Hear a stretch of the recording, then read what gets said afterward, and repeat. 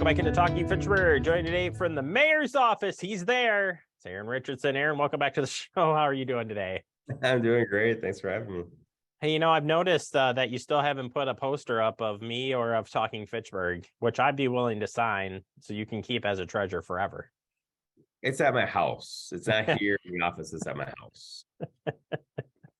I feel like that's like it's at my house in the trash can, but that's besides the point. Happy New Year, Mr. Mayor, and glad you're here with us. It is a new year. Everybody resets, gets going. Today we thought we would take a look at look ahead to this year, and the countdown's on for you not being mayor. Just kidding. The count is there, but that's part of this year. But as you kick off this year, I mean, it is your budget. It is what is your final year, if you will, in office, even though it's not the whole year. But where are we going this year? There's a lot. There's always a lot happening in Fitchburg, but I'm excited about a number of different things myself.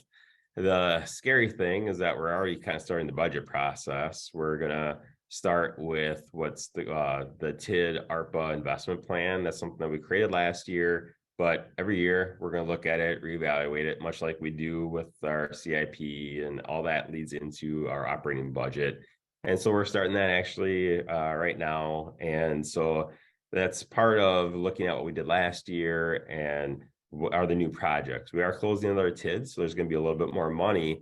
But last year we did like $2 million more of projects than money we had available. So we're already kind of at a deficit. And some of the projects that we've approved are coming in a little more expensive than we expected. So I don't know that we're going to actually have a lot more capacity, but we do want to look at those projects, evaluate those, make sure they're the things that we still want to do, and have the opportunity to add other projects in there. All that leads into the CIP process, which is our kind of our big projects that we have to borrow for. And then all leads into the operating budget at the end of the year, which someone else will be responsible for, but it all starts kind of today. It's almost a nonstop budgeting process at this point in time.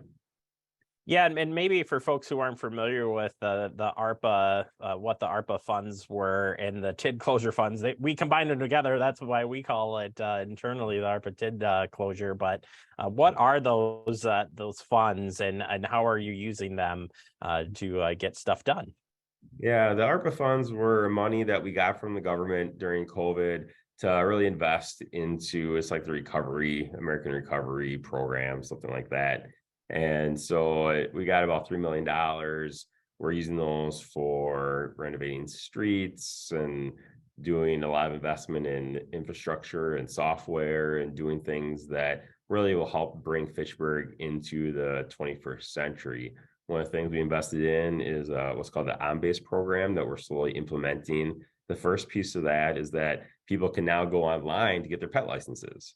And we've got feedback that people are very excited about this. They can now do this all online. So that's an exciting piece. There's going to be some more things that are going to be available online going forward as we continue to roll out more parts of that. So that's one of the things that we did, is really just kind of getting us to a better, higher quality level of service.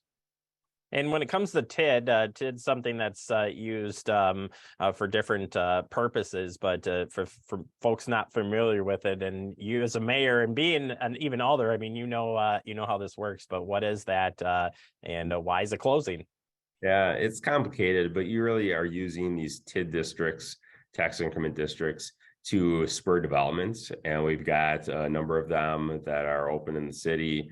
And we closed one last year, we closed one this year, and they're very successful. Good news is that they are very successful. One of them we closed was over in Orchard Point, where Super Target is, that whole area. The other one we're closing is in the Promega area, has a lot of their buildings in it. And so because they're successful, it creates kind of an account that you had used to pay for some infrastructure improvements, things like that. When it's done and we can close it and we've paid off our obligations, there ends up being some money left over. And so then we get that money back and we can use those as one-time funds. So you can't do something like add staff, because staff, they want to get paid every year, not just the first year. So, I guess. Yeah, so you can't do things like that, but you can do things that are these one-time funds. And so we're going to be doing that and looking at some of those things as well. And that and when you review process too, and again, for if you haven't been staying in the loop on this, it's a review process that ends up going through you kind of put it together and push it out similar to budget. So council sees this and you guys make a plan moving forward and then adopt how we're going to spend these funds. Yep, absolutely. And the council can look at that, add things to it, take things out. They can tweak that as they want. All right, cool. Well, moving into infrastructure talk, road construction. I know it's really early in the year, but pretty two important roadways. One that had already been started, and then on a different side of a road that's part of construction, we'll have two sides of construction happening. Let's talk about Lacey Road near Seminole Highway and that project heading up towards Fitchburg Road. Yeah, so today's a pretty nice day. So winter's almost over, which means we can start construction season. And the part of that is the intersection of Lacey and Seminole. That intersection is going to be turned into a roundabout. We're actually going to be reconstructing that when school is out of session. So as soon as the Verona School District is done, we're going to construct that, get that done before they start up again in the fall. That's such an important intersection with those two schools right there, Savannah Oaks and Stoner Prairie. Well, I get that done so that traffic can still flow safely through there during the school year. But then Lacey Road from there all the way to our border, Fitchburg Road West, is going to be reconstructed. There's going to be a multi-use path on the north side of the road and some lighting and making that a lot safer than what it is right now for bikers, hikers, walkers, drivers, all of that. So that's an exciting thing to happen this year. And that's something that we're trying to build that road for the next, 50 years, really. That's something that we're really trying to transform that, like we have with the rest of Lacey Road. You look at, kind of that area just east of City Hall, that was redone 4 years ago, roughly, and 5 years ago. And so that's wonderful now. I see people using those paths all the time. It's so much safer than what it had been. And so we're really just trying to do that out there because that's an area that's going to be getting more development. Edgewood College is putting their athletic facilities out in that area. I would think that ProMeg is going to continue to add to their production building out there. Maybe not.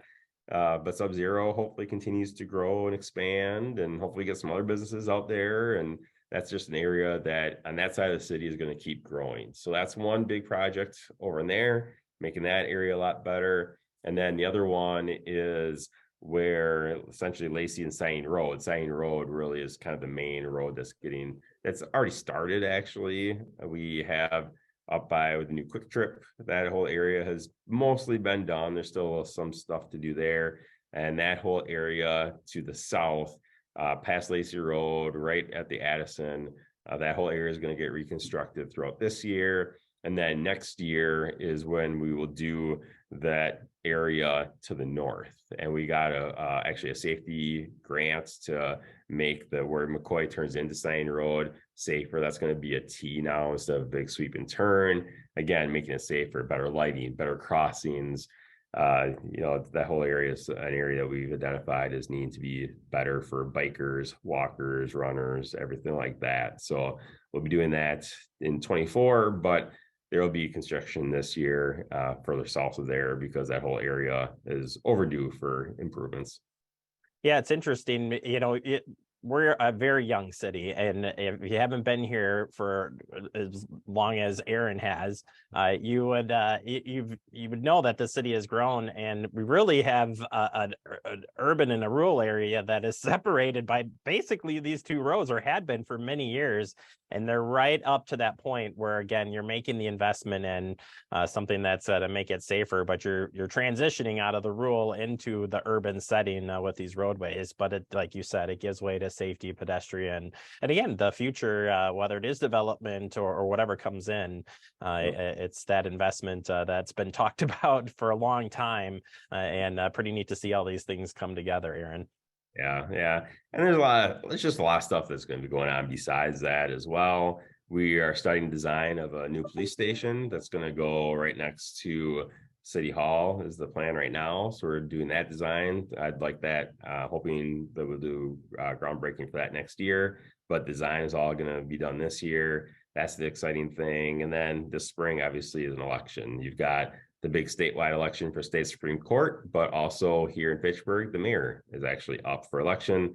As all of you probably know at this point in time, I'm not running for election, so it's not going to be me. After April, I'll be riding off into the sunset. We have 2 candidates for that, both on the city council right now. And then there's 4 council seats, but interestingly enough, none of those are contested this year. The 1 seat is being given up by one of the candidates running for mayor, and only 1 person filed to run in that. So we actually know who the council is going to be, and 3 of the 4 people I've been on council already, so we'll keep that experience, which is great. They'll be able to keep things moving. There's not going to be as much of a learning curve, except for the 1 new person on council, and then whoever the new mayor is. And I've already talk to them a little bit, and we'll send them some information that I'm not going anywhere. I'm here to help whoever it is that wins and make sure that they have what they need and are available for anything going in the future, so we can keep things heading in the right direction, because I think we are heading in the right direction. I'm a little biased, obviously, but I think the last 4 years we've done a lot of great things. We had a lot of new staff, a lot of capacity, and really done a lot of great things for the people in this community. So it's a bittersweet time, but excited to see where things go.